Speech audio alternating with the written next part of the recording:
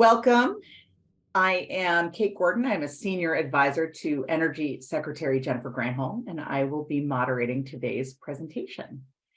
So as part of the Department of Energy's implementation of the Bipartisan Infrastructure Law, as well as the Inflation Reduction Act, we have begun asking applicants to include, and we're asking awardees to implement, community benefit plans, or CBPs, as part of all major projects. These CBPs are designed to promote broadly shared prosperity in the clean energy transition, reduce overall project risk, and build public support and trust as we support the development of a range of emerging clean energy technologies.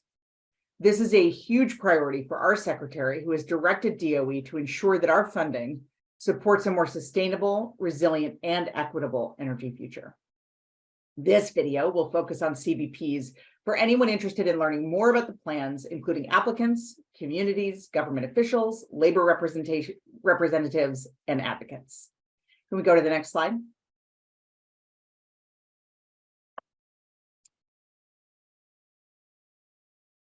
And just a quick disclaimer, as you'll see here, this video is not a rule or regulation, and the recommendations it contains may not apply to a particular situation based on the individual facts and circumstances. If you have specific community benefits plans guidance questions, please refer to the Funding Opportunity Announcement, or FOA, for each specific program. In addition, check out our About Community Benefits Plan page on the Department of Energy's website. Next slide. So today's video will be in two parts. First, we'll hear from senior DOE officials on the importance and purpose of CBPs, with an overview of each of the 4 CBP priorities. The second portion will be a deep dive look into how the CBP framework has been implemented for the Office of Clean Energy Demonstrations, or OCED, programs. I'm going to let our speakers introduce themselves, so starting with Chris.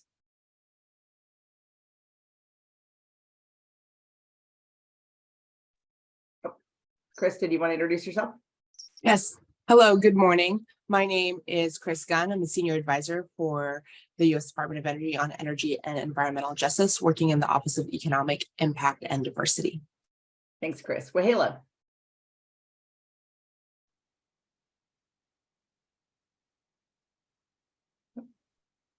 If you're there, quick introduction. Yes. Hi, I'm Waheela Johns. I'm the director of the Office of Indian Energy Policy and Programs. Thanks, Waheela. Bethany. Hello, I'm Bethany Jones. I'm the director of the Office of Energy Jobs. Catherine. Hello, I'm Catherine Clark, an Energy Justice Liaison for the Office of Clean Energy Demonstrations. And Jill. Hi, everyone. My name is Jill Capitosto, and I am also an Energy Justice Liaison with the Office of Clean Energy Demonstrations. Fantastic. We have a great lineup of speakers and experts here. I'm going to turn things over to Chris Gunn. Thank you, Kate. As the department deploys the funding opportunities available under the Bipartisan Infrastructure Law and the Inflation Reduction Act, the department is addressing workforce and equity through the following efforts. The department is prioritizing benefits to disadvantaged communities. We want to know that communities where the projects are deployed have a voice throughout the process of project development. The department is promoting good jobs and career track training in the funded projects, and the project should be a vehicle for equitable access to wealth building opportunities. Next slide, please.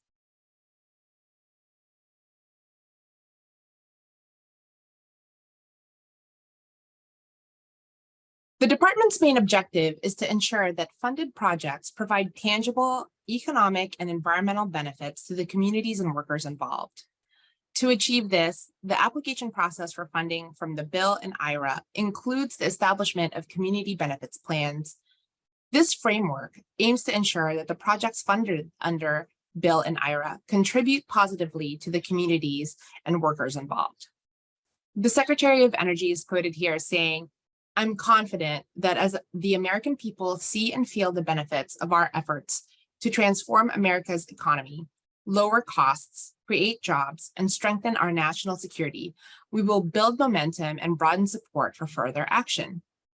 Community benefit plans are a key to successful project implementation. They reduce risk of opposition and delays, maximize project benefits, ensure long-term project success, and build durable support for implementation.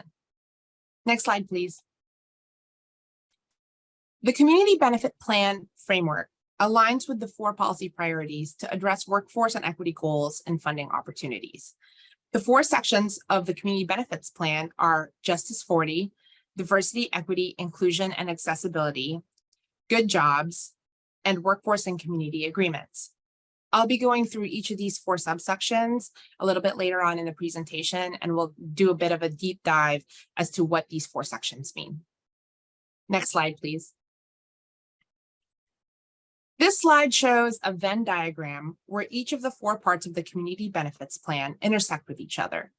This Community Benefits Plan, the Community Benefit Plan requirements were established so that each of the parts support the others and promote the most benefits to communities. Next slide, please.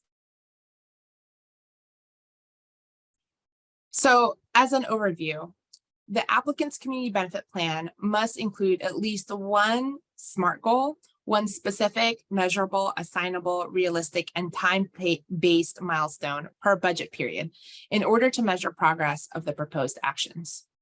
These plans are going to be evaluated as part of the technical review process, and they're typically valued at 20% of the overall score.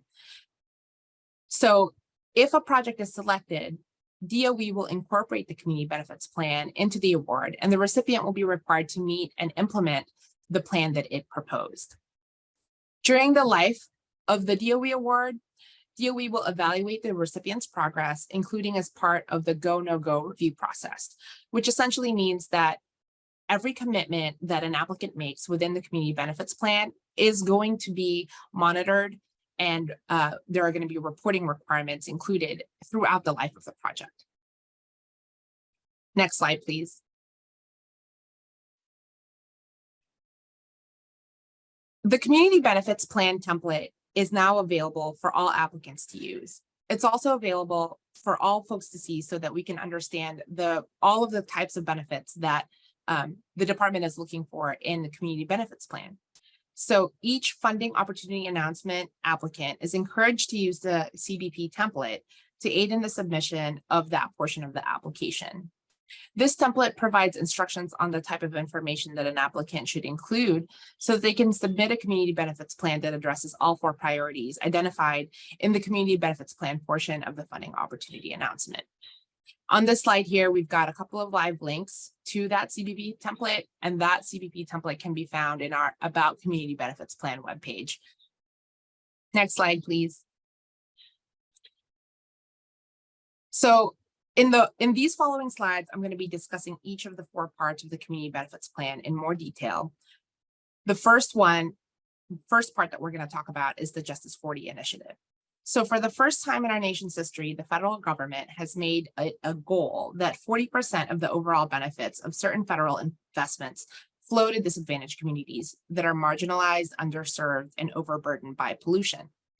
So under Executive Order 14008, Tackling the Climate Crisis at Home and Abroad, which President Biden signed within days of taking office, 40% of the overall benefits of certain federal investments should flow to disadvantaged communities. These types of investments include investments in clean energy and energy efficiency, clean transit, affordable and sustainable housing, training and workforce development, the remediation and reduction of legacy pollution, and the development of clean water infrastructure, which all must flow to disadvantaged communities.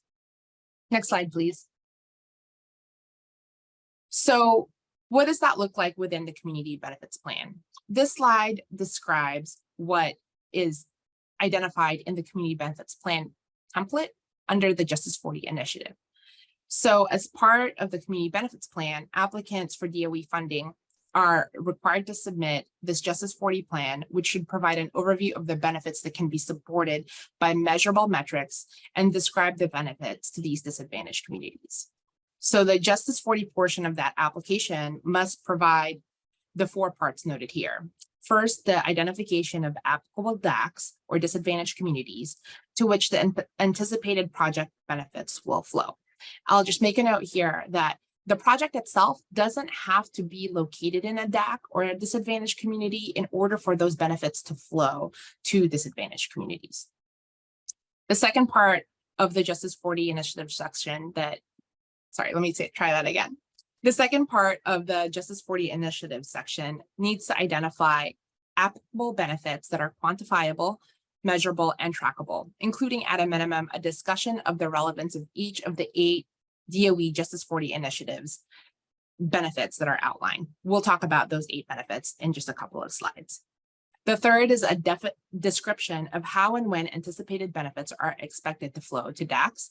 And the fourth is a discussion of anticipated negative and cumulative environmental impacts to DACs. Next slide, please. So on the left side of this slide is reflecting the language that is in the Community Benefits Plan template. That template gives the applicant the opportunity to explain how the proposed project will benefit the disadvantaged communities for each of the 8 Justice40 policy priorities that are reflected on the right side of this slide. Benefits can be thought of as either direct or indirect investments or positive project outcomes that flow to communities where these projects are located, with special attention to disadvantaged communities. A benefit can be identified as accruing to a DAC if it achieves or contributes to one or more of the 8 policy priorities the department sees as critical to advancing an equitable clean energy future. The first policy priority seeks to decrease energy burden. Energy burden is the percent of household income that is put towards home energy costs. Energy burden has historically been higher in disadvantaged communities. The second policy priority is to decrease environmental exposure and burdens in the disadvantaged communities that have historically borne a higher impacts from the energy system. The next 6 policy priorities seek to increase parity in clean energy technology access and adoption, increase low-cost capital, increase clean energy enterprise creation, increase the clean energy job pipeline and job training, increase energy resilience, and increase energy democracy to ensure that communities have a voice in the process of project development and deployment in the identified disadvantaged communities. The commitments that an applicant makes to deliver these benefits to DACs will be incorporated into the award. Next slide, please.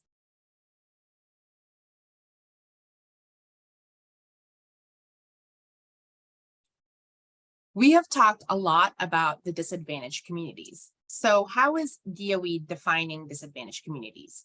First, we start with a definition of community. A community is defined as either a group of individuals living in geographic proximity, such as a census tract, or a geographically dispersed set of individuals, such as migrant workers or native tribes, that experience a common condition.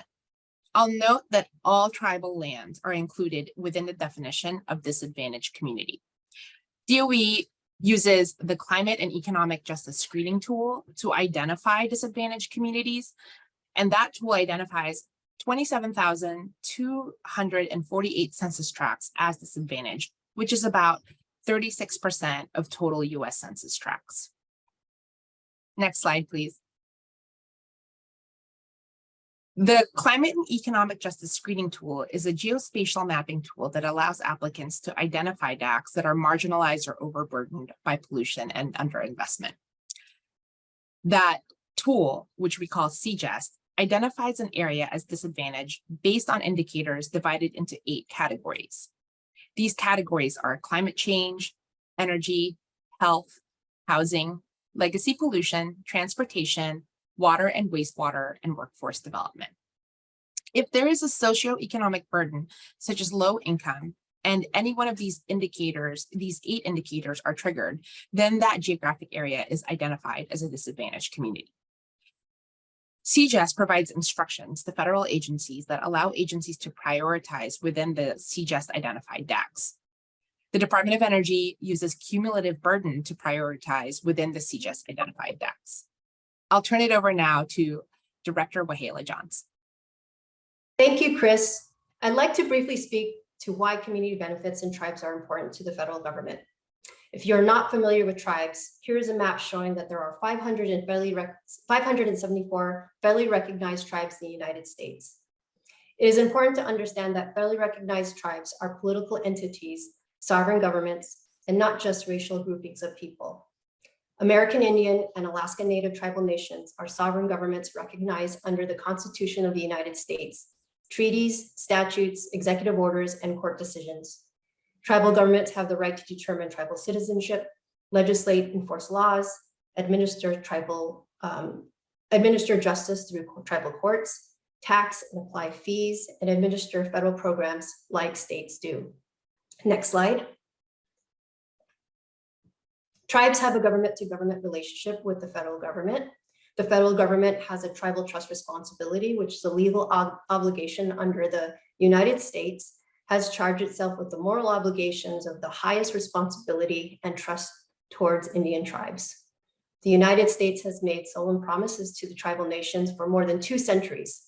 Honoring those commitments is particularly vital now as our nation faces crises related to health, the economy, racial justice, and climate change, all of which disproportionately harm Native Americans. We as a government cannot stress enough the importance of meaningful engagement. Early and often we say with tribes, if you have a project idea that may affect tribes, it's important to provide thorough information about your plans. Many times tribes and tribal communities want to see overall impacts on the environment, water, cultural resources, and economic benefit and opportunities of a project.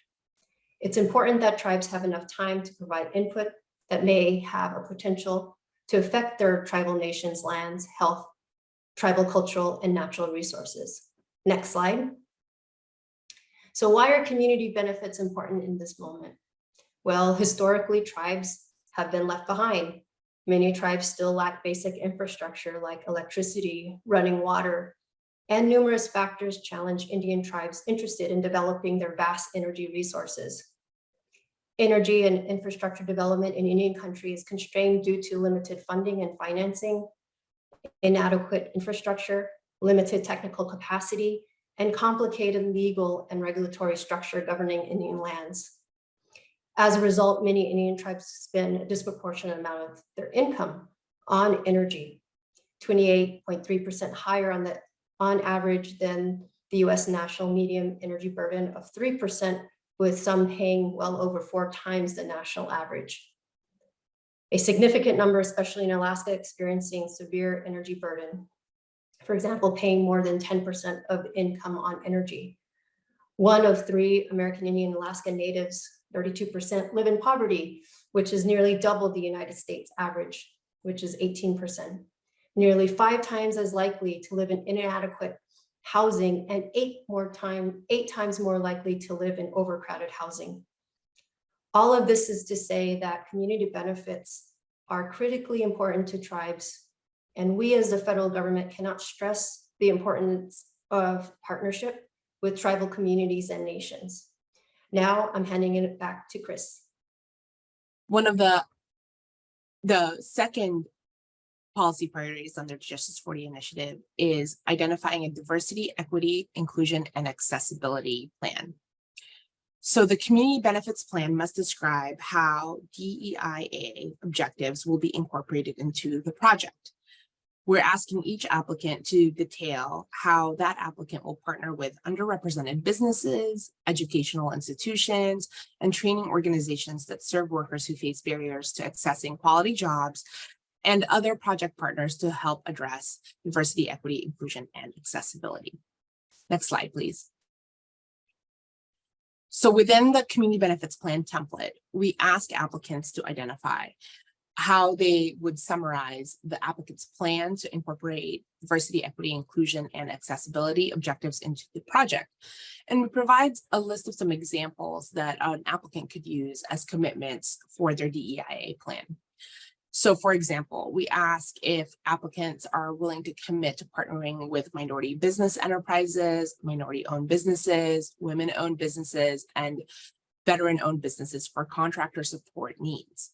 And we're asking these applicants to describe their approach for partnering with these entities with specific names of the partnerships, the summary of the scope of work, the contract amount, and the overall value of the partnership. Next slide, please. We're also asking for a brief summary of the plan to enumerate specific elements as subcommitments. So we're asking if applicants are willing to partner with pre-apprenticeship or apprenticeship readiness programs to foster improved access for underrepresented workers for jobs. So we're asking for the names of these programs. We're asking if the applicant will be willing to partner with training and placement programs other than apprenticeship programs for underrepresented workers, including the names of those programs. And then we're also asking to see if an applicant will provide a particular dollar amount related to childcare services for workers. So we're asking applicants to provide a description of those workers, of those services, and we're asking for a few other subcommitments, such as whether the applicant will provide flexible work schedules, whether the applicant will provide a certain amount of dollars in transportation assistance to and from work and training sites. And we're looking to see if the applicant will provide emergency cash assistance for items such as tools, work, or clothing. And in addition to that, we're asking applicants to see if they would be willing to commit to hiring local disadvantaged or underrepresented workers for a certain percentage of their construction work hours. And if applicants will adopt local and economic hiring preferences, and identifying what those hiring preferences will be. Next slide, please. I'm going to talk about the third pillar of the community benefits plan, which requires applicants to think about good jobs and a skilled workforce. Applicants need to think upfront in their planning process about how they will attract, train, and retain a skilled workforce in a competitive labor market. We know that skilled workers are essential for quality workmanship, for innovation, for efficiency. And so we really need to be thinking about how we are going to attract a skilled workforce. And high quality jobs do that. High quality jobs attract skilled workers to invest in that company or that industry and grow and advance in their careers in that job. We also need to be investing in workforce education and training as we implement and deploy Bill and IRA projects. We can't wait to train the workforce and then go deploy. We need to deploy and train people on the job so that as we're deploying projects, we're building the skilled workforce for the projects that are coming tomorrow. Next slide. So in the community benefits plan, we are asking for applicants to detail commitments across 4 areas. First, worker organizing and collective bargaining. What are the assurances that workers will have a free and fair chance to join a union? Second, quality jobs measured across 3 parameters. 1, how are applicants committing to pay above average pay and benefits for both construction and operation jobs? How are applicants thinking about investments in workforce education and training and pathways to advancement for their workers? And 3, how are applicants thinking about involving workers in the development and execution of workplace health and safety plans? I'll go into a little bit more detail in the next slide.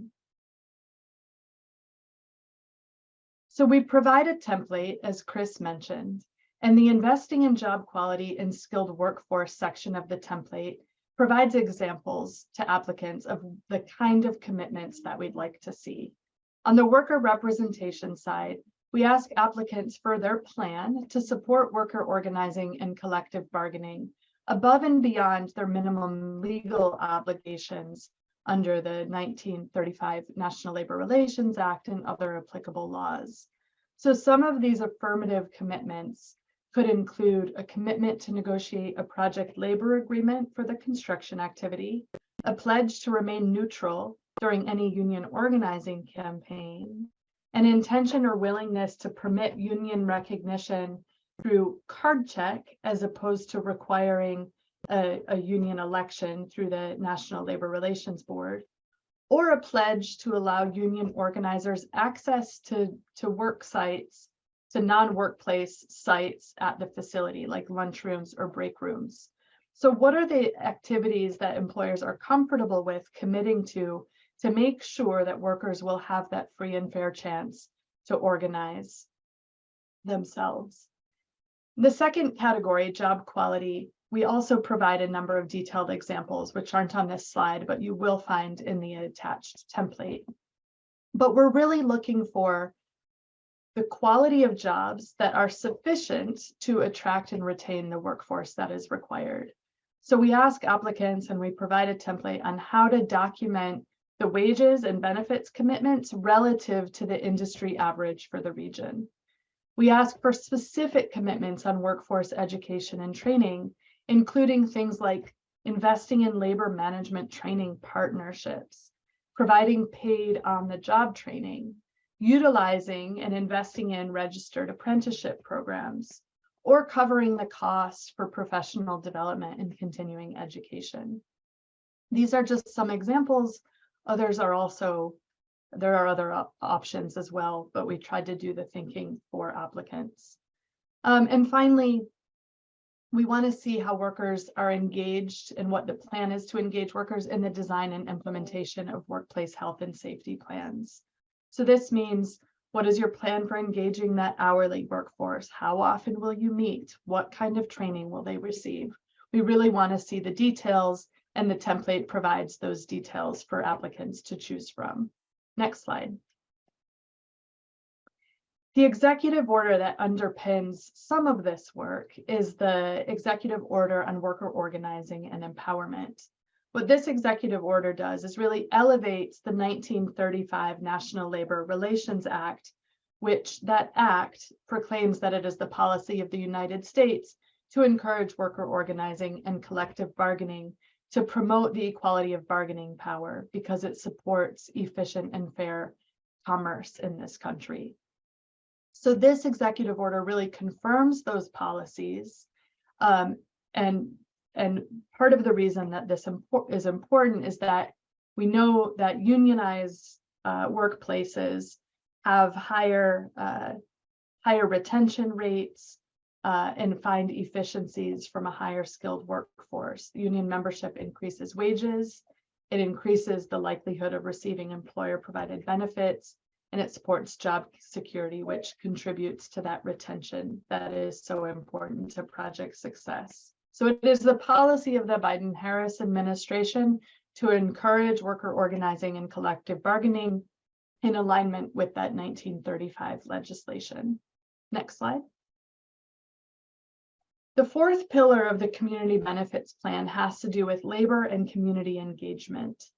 Engagement with affected stakeholders allows applicants to surface and address concerns before they lead to project slowdowns or stoppages or opposition, ensuring that benefits from project implementation are shared with affected worker and community stakeholders, and also build support and mitigate risks associated with implementation. And third, implementation of projects really needs to be accountable to DOE, accountable to taxpayers, and ultimately accountable to the affected communities. Formal agreements with affected stakeholders can support that accountability, and I'll talk a little bit more about that in a minute. Next slide. So what we ask for in the community benefits plans are commitments and descriptions of how that engagement is intended to happen. What are the entities that the applicant has already engaged with? What is their plan for engaging with affected parties if their project is successful? And by affected parties, we really mean who is most likely to be impacted by the project implementation. Not necessarily just potential partners, but who are the most affected stakeholders. That might include workers and their representatives through labor unions, tribal governments, community-based organizations, specifically organizations representing disadvantaged communities. Beyond the plans for engagement, we really want to see commitments to negotiate formal workforce and community agreements with affected stakeholders. We want thinking about how those formal commitments will detail the benefits that will flow to the community, the partner obligations, and remedies to ensure accountability. Next slide. So in the template, in the community benefits plan template that we have been talking about, we provide a guidance for how applicants can respond to these. So in the community and labor engagement section, We ask for the stakeholders already engaged and any support that they are providing to the project and anything that has been promised to them in exchange for support on the project. We also ask about who the applicant intends to engage if their project moves forward. And then on the community and workforce agreement section, we're asking a yes or no question. Does the applicant commit to negotiate or to use their best effort to negotiate a workforce and community agreement? And if so, what kind of agreement? There's a lot of different kinds of agreements, from collective bargaining agreements like project labor agreements or community workforce agreements that specify the hiring from the local community, or community benefits agreements that describe how benefits from the project will flow to the community. So we ask for what type of agreement the applicant is willing to engage on negotiations with. And we ask what the possible scope of that agreement is, providing a lot of clauses that could be included in such an agreement that address both worker issues, but also Justice40 concerns, access of community members to jobs and business opportunities, how registered apprentices will be utilized, and other things. Next slide. So stepping back from the 4 pillars and looking at the community benefits plan overall, we're really looking to build accountability into these project plans. And that happens through sort of a 4-step process. 1, as has been described, DOE in most cases sets aside 20% of the scoring for proposal based on the specific commitments made under the community benefits plan. So the community benefits plan is reviewed by expert reviewers who understand how to discern the actual concrete commitments from that community's plan, and they score those, and that gets factored into the overall score and competitiveness of the proposal. If a proposal is successful, it moves on to the next phase of negotiation and ultimately funding terms and conditions and those contracts that get signed. And the commitments made in the community benefits plan in the proposal get then incorporated as contractual obligations in the terms and conditions of the contract that gets signed with DOE. In addition to that, we're looking for legal enforceability of these commitments or of these agreements, not between DOE and the funding applicant, but between the funding applicant and the affected stakeholders in the community.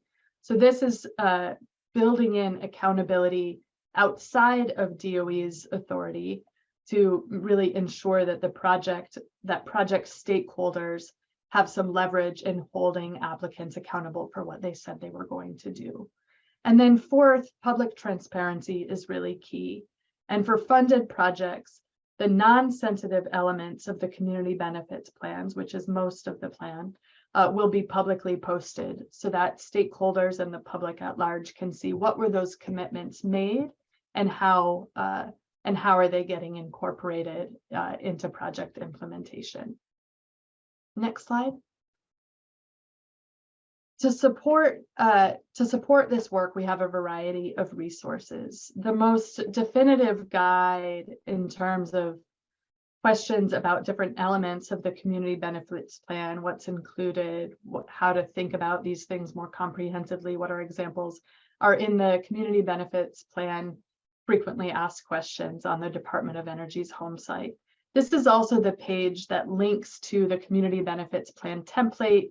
It links to this webinar. It will link to other resources made available for community benefits plan development. In addition, we have the Climate and Economic Justice Screening Tool with the website here, the Energy Justice Dashboard, and information about the Justice40 Initiative and how the Department of Energy is implementing that. So we will continue to add resources, like I said, to that community benefits plan site.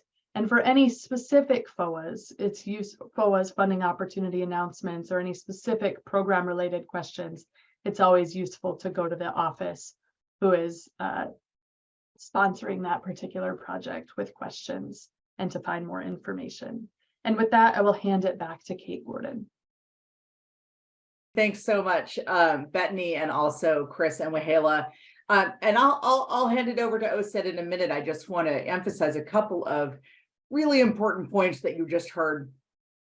One is that although there will be some flexibility across programs, just depending on the nature of the program and some of the statutory language, in general, the funding opportunity announcements you will see will score these community benefits plans at 20%.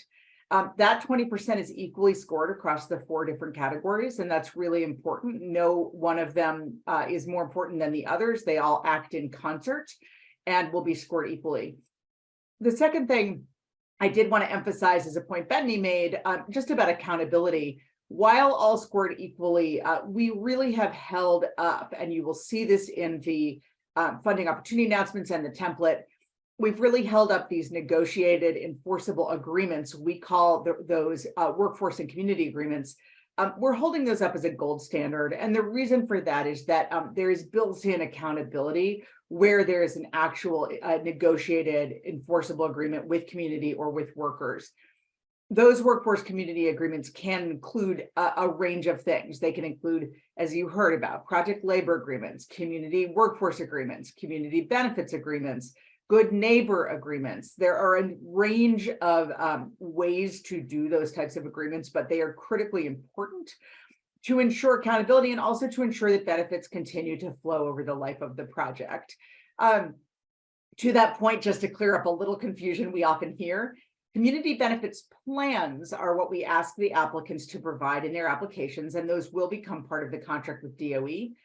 A community benefits plan, or CBP, is not the same as a community benefits agreement. A community benefits agreement is a term of art for an actual negotiated enforceable agreement with the community. So CBA versus CBP. So think of the community benefits plan as the broad plan, and then the gold standard on those plans is to negotiate an enforceable agreement. Could be a CBA, could be another type of agreement. So those are all critically important points, and I think they were covered really beautifully by Chris, Wahela, and Bethany. And I realize we've thrown a lot of information at you about how these CBPs should work, but I want to shift gears and focus on how this framework has actually been implemented in reality in one of DOE's program offices. So to talk about CBPs in practice, I'm going to turn to our Office of Clean Energy Demonstrations Energy Justice Liaisons, Catherine and Jill. Thank you so much, Kate, and huge thanks to all of our speakers and your offices with your leadership in helping develop this framework across DOE. It's been an honor and a pleasure to work with you all, and we're grateful to be able to partner to really make sure we're implementing these critical topics in our provisions. As Kate mentioned, Jill Capitosto and myself are the Energy Justice Liaisons within DOE's Office of Clean Energy Demonstrations, or what we call OCED. And today we'll be showing just a few examples of how we've implemented the CBP framework in our programs. But first, we'll start out with a brief introduction about what our office does for a little bit of context. Next slide, please. The Office of Clean Energy Demonstrations, or OCED, was established in December 2021 as part of the Bipartisan Infrastructure Law. Through Bill and the Inflation Reduction Act, OCED has more than $25 billion to commercialize the clean energy technologies necessary to meet the nation's climate goal of net zero emissions by 2050. OCED's mission is to deliver clean energy demonstration projects at scale in partnership with the private sector to accelerate deployment, market adoption, and the equitable transition to a decarbonized energy system. To succeed in this mission, our projects and our portfolio must advance equitable and just processes and outcomes, rather than entrenching existing injustices. And it relies on having a skilled, supported, and available workforce to implement the energy projects of the future. Next slide.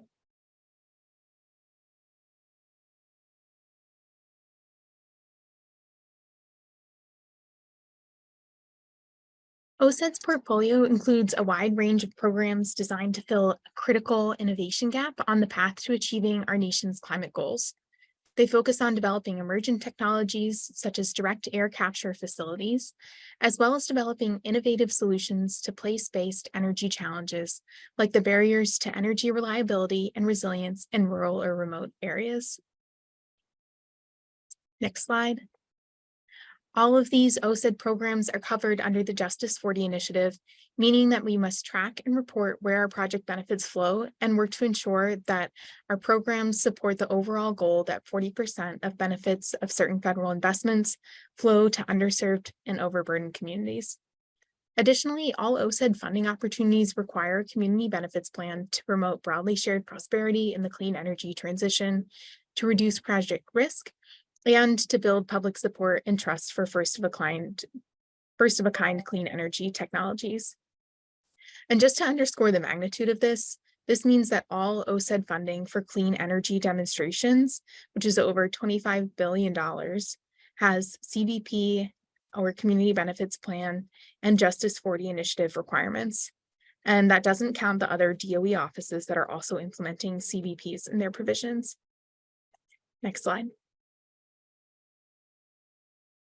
As we've heard from our colleagues, community benefits plans and how we're implementing them in OCED are based on a set of 4 core interdependent policy priorities: engaging communities in labor, investing in America's workforce, advancing diversity, equity, inclusion, and accessibility, and implementing the Justice40 Initiative.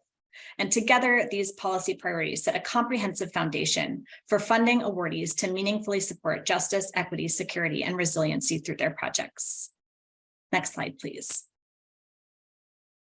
So a key part of OCED's role is to serve as a project management center of excellence, which includes a highly structured and rigorous approach to our project management and oversight. And this includes how we're implementing community benefits plans.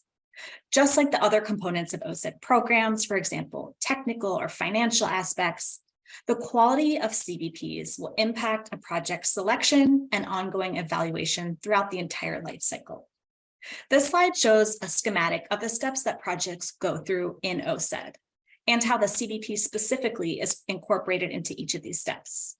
We've already talked about how all OCED FOAs require CBPs. At the application stage, these CBPs are scored by experts and typically carry 20% of the decision weight for our funding applications, as we've heard from our colleagues previously.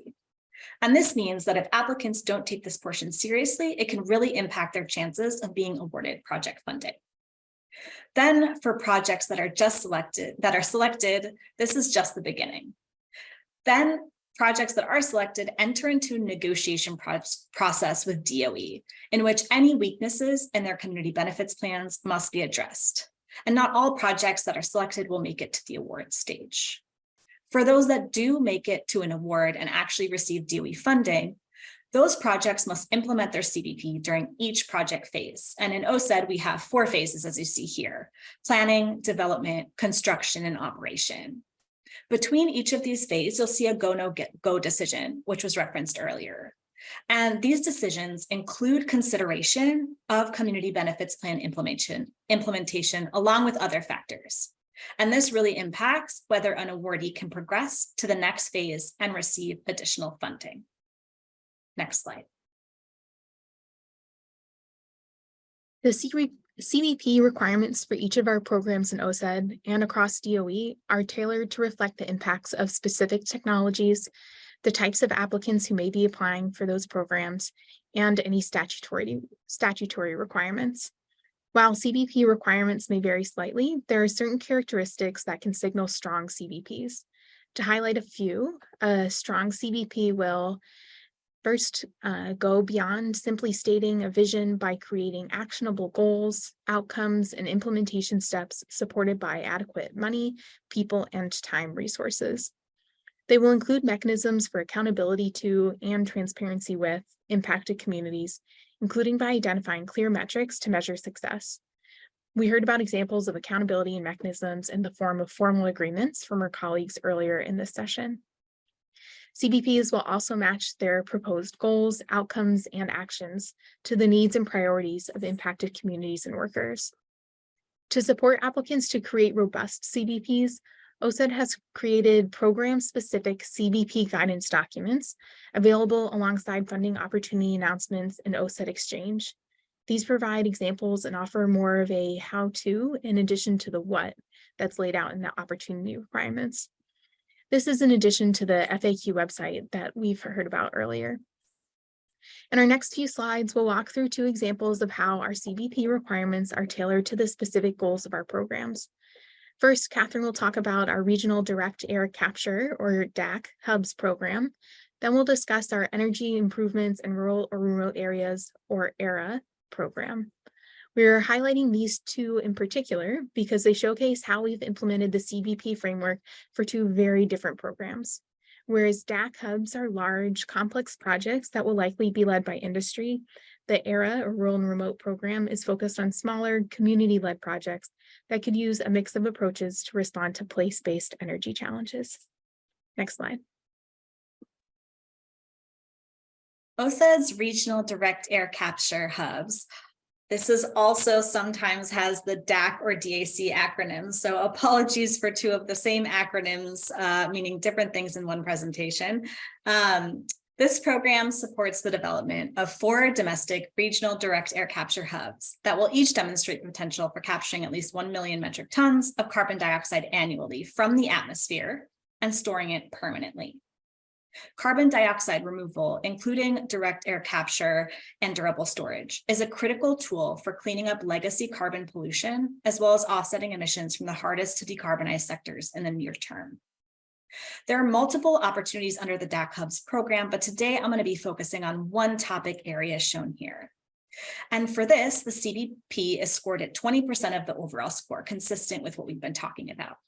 The page limit for the CBP is that it must be no longer than 25 pages. And so applicants really have a lot of space to provide detailed assessments and plans. As Jill mentioned on the last slide, FOA-specific guidance was provided to direct air capture hubs applicants. Next slide, please. There are 2 main areas within our funding opportunity, the actual document posted with the funding opportunity, where you'll see a lot of community benefits content. And the first is what I'm showing on this slide. And this is the content that we require applicants to submit as part of their application. What you'll see on the slide is that there's a lot here, right? And these bullets are just the categories of information we're asking for. There's a lot more detailed explanation in a FOA. And you'll see a lot of these are really consistent with the information that we heard from our colleagues earlier. There's a few reasons really driving the robust requirements for direct air capture hubs. First, these hubs are large, complex projects that will likely be led by industry partners. Second, many community groups have raised concerns related to potential negative impacts of direct air capture and CO2 transport and storage. And these often have centered on concerns around safety, inequitable distribution of benefits and harms. For example, if the benefits don't flow to the host community, increased demand for resources like water and electricity, and introduction of potentially hazardous materials that could impact air and water quality. So using the CBP framework that we've been discussing, the specifics that are in this application really speak to and are oriented around the DAC hubs, direct air capture hubs landscape specifically.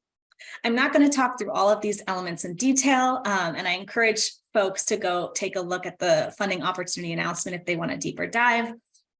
But I'll touch on a few things that will sort of the bullets highlighted in bold to show how we're thinking about these elements and really implementing the framework that we've been talking about. So these elements in bold: methods and timeline, two-way engagement, and project agreements. These really ask applicants to outline clear goals and specific implementation steps with a focus on how engagement will be two-way, create accountability and transparency with impacted groups, and include traditionally excluded stakeholders. It asks how engagement will tangibly impact project decisions. For example, potential site selection, and if there's opportunities for community participation in and access to project monitoring data. If there are any plans for formal agreements like we've been hearing about, these will be described here as well. Next slide, please. So the second part of the funding opportunity announcement, where you'll see a lot of information on the community benefits plan, is in the merit review criteria, which is shown here. And these are the actual specific elements that community benefits plan will be scored against. And this will help determine which projects are selected and which are not. Again, there's much more detail in the actual FOA, but just looking at a few of the criteria highlighted in bold. These elements are about ensuring that what the applicant writes in their CBP can actually substantially benefit communities and workers and impact how the project takes shape. To get at this, applicants are scored on whether the resources they are committing to CBP, including the dollar amounts, the experienced staff that are going to be working on the plans, are adequate to carry out the community benefits plan. And we also ensure that CBP activities and milestones are incorporated into key project documents like the schedule, budget, and work plan to ensure that there are feedback loops between the community benefits plan activities and broader decision points within the project. Next slide, please. Moving to a different type of OCED program, the second example we're showing is for the Energy Improvements in Rural or Remote Areas, or ERA program. ERA is a place-based program designed to improve the resilience, reliability, and affordability of energy systems in communities across the country with 10,000 or fewer people. These are communities that we know typically face higher energy costs and poor electrical reliability. The program is designed to be centered around the needs and priorities of rural and remote communities, many of which have never applied to DOE funding before. As much as possible, this program is also designed to be community-driven or community-led. Through our outreach to rural and remote communities, we've learned about barriers that can prevent certain groups from applying, and we've used this feedback to design our funding opportunities. We're trying to reach different types of applicants by creating opportunities for projects of many different sizes and by reducing application requirements to alleviate some of the burden of applying. I'm going to focus specifically on our funding opportunity for projects under $5 million, which is the program most specifically tailored to community-based applicants. Next slide. The structure of the ERA application is different than any other OCED funding opportunity. Rather than submitting a concept paper and full application, applicants are asked to complete a pre-application, which is a 1.5-page template provided in the funding opportunity announcement. Those applicants who move forward with a full application will be asked to respond to questions outlined in the 3.5-page full application template. Just to note that the use of the template is not mandatory, but it's highly encouraged to ensure an appropriate review. The template includes a CBP section. However, because the overall length of the application will only be 18 pages, applicants are not expected to submit fully baked CBPs at the time of application. The understanding here is that OCED and our partnering technical assistance providers will be able to support selectees and ultimately awardees to create more robust CBPs during the negotiation process. There are a couple additional differences I would like to highlight comparing ERA and DAC Hub's programs. Before I make any of these comparisons, though, I just want to say that a lot of the emphasis is only a slight variation. A lot of the content is still the same, but one area of emphasis that I'd like to point out is that alignment of project planning for ERA should be closely aligned with that alignment of project planning and project characteristics should be very closely aligned to local priorities, which you can see in the community and labor engagement and job quality and workforce continuity sections. There's also a slight change in language for the workforce pillar of the CBP for this FOA to reflect the importance of planning for project continuity in these smaller projects in rural areas. Next slide. The merit review criteria reflects the emphasis I just described in the application requirements for projects to align with local priorities. This includes alignment with local economic and workforce priorities. Applications are assessed for the extent to which they support quality job creation, specifically looking at local workers. While DAC Hub's merit review criteria focus on subcontracting with minority-serving institutions and minority-based enterprises, the DEI section for ERA really emphasizes facilitating participation of underrepresented groups in project construction and operation. There's also a strong focus on the extent to which the projects create meaningful benefits to communities and the extent to which those benefits and any negative impacts are equitably distributed. Next slide. We hope these two examples help to illustrate how the CBP requirements for each of our programs at OCED are tailored to reflect the impacts of specific technologies and programs. The CBP requirements and CBP guidance documents for each funding opportunity are available on OCED Exchange and through the OCED website. We encourage anyone who's interested in learning more about a specific program to look at the funding announcement for more details. As you've seen here, there can be variation between different opportunities. Thank you, and I'll turn it back to Kate to close. Thanks so much, Jill and Catherine and all of our speakers.